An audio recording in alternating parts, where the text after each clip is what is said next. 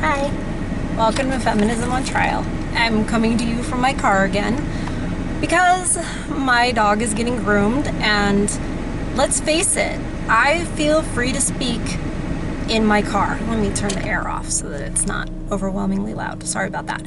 So I'm in my car waiting for my dog to be groomed, and I thought, there's no better time for me to make some videos that I've already outlined. Even where I live right now, I take care of an elderly lady. I help her. Anyways, that's my job, and I live in her house, and I'm, constantly with her. And then when I make my videos, I do it in my room, and I still feel like I have to be quiet. Because even at 80 something, she's a feminist. She hasn't said that, but she literally believes that women don't make as much as men still. And that has been debunked repeatedly. It's based on the choices women make to leave the workforce, them not staying late, them not choosing jobs and careers that make the most amount of money, etc. You guys, most of you who are watching this, know that the pay gap is ridiculous, but my point is that when I heard her, sort of say that or reiterate something that was on the news about that, I was like, oh, good God. I thought maybe being that age, she wouldn't be a feminist. Maybe she would still be traditional just because, being born in the 30s. But no such luck. Anyway, so that's why I'm in my car speaking freely. I don't feel like I have to be quiet and hide what I'm saying for fear of scrutiny and prejudice. Because we all know this is not a world where we can speak freely anymore. Anyway, to my point in this video, before I saw the light and really saw all the brainwashing and the propaganda in everything, and when I was more considered myself a feminist because I didn't understand the evils of feminism, I just didn't. Anyway, I'm just trying to make you not hate me because I used to watch Saturday Night Live. And it's sort of become a habit. Like every Saturday night I put it on, and now I watch it differently, I scrutinize it, etc. So the other night I had, sometimes they show a rerun, not from a super long time ago, but maybe from like a previous season, maybe a year ago, or even from that same season.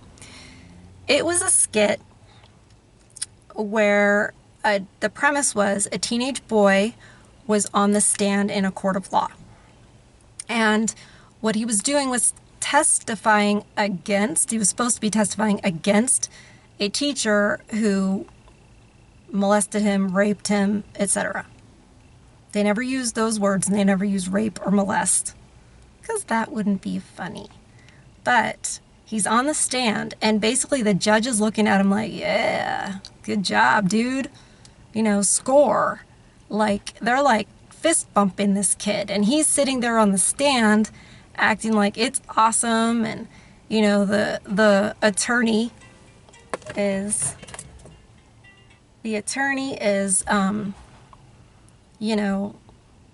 asking him questions like, well, how did that make you feel? And he's like, awesome, and there's no sign of that it was wrong, that it was taking advantage of him, that it was raping. I realize this is a skit, but we can see the way we're being pushed to believe when we see our so-called entertainment. There's a reason they call television programs.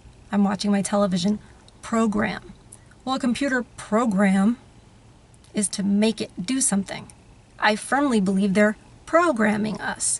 You can think I'm crazy, but before you do, listen to what I'm saying. They're showing this so-called teenage boy on the stand, and they're glorifying and basically not just condoning, but like he's so lucky because this pretty teacher, and of course the teacher is played by Cecily Strong, who's attractive, and they portray her as such. It's like this kid was lucky.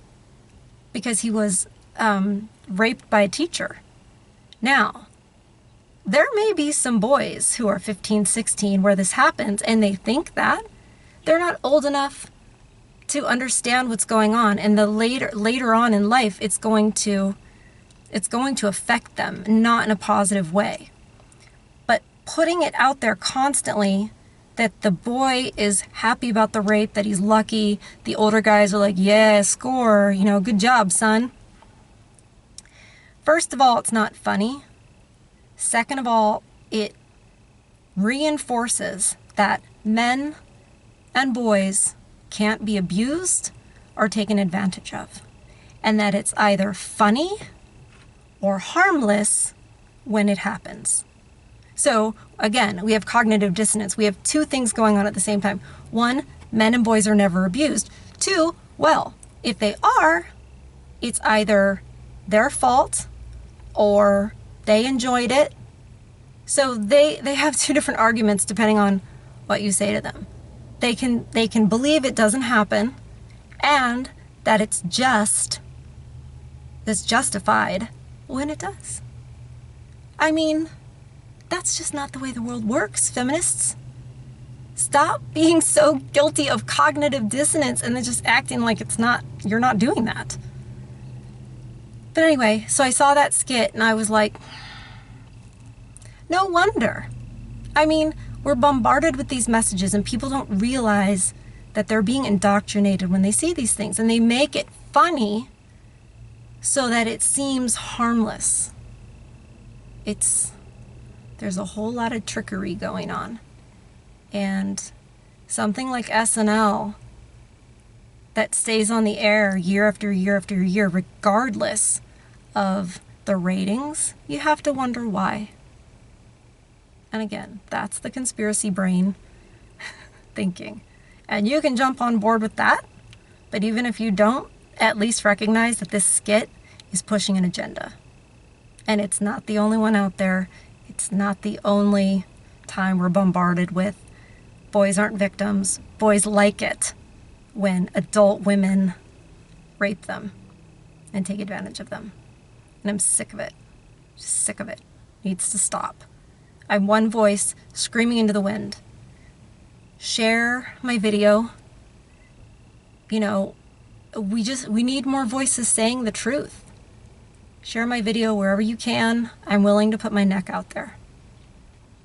Because you guys deserve it. You men deserve it. And I'd like to see some change. I'd like to see you men get your rights back and stop being abused and raped and called toxic. So I could probably ramble on and rant on for an hour about this. That skit really pissed me off. Anyway, keep up the good fight. Hit subscribe. Hit the little bell thingy so you get a notification when a new video pops up. Thanks for listening. Have a great day.